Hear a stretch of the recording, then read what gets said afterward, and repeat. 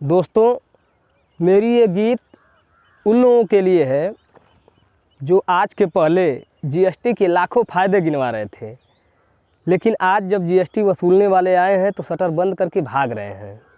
कृपया आप लोग पूरा सुनिएगा और मेरा उत्साहवर्धन कीजिएगा। शटर बंद करो, जीएसटी वाले आए हैं। शटर बंद करो, जीएसटी वाले आए हैं। शटर बंद करो।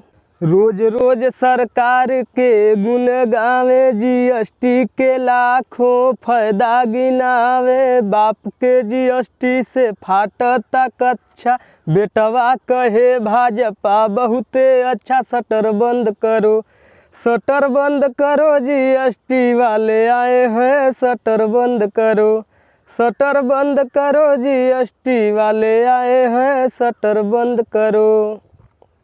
अरे तोहके ना बुझाइल महंगाई के मार, देहल बंद कई देहला तू सबके उधार।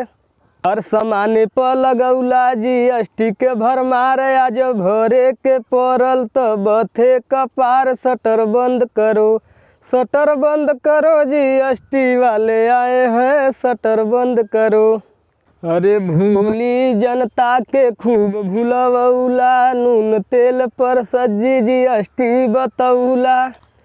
अरे जवने जीएसटी के नामे पे लूटल, आज भरे के पड़ल दुकान छोड़ भगला। शटर बंद करो, जीएसटी वाले आए हैं। शटर बंद करो, जीएसटी वाले आए हैं। शटर बंद करो।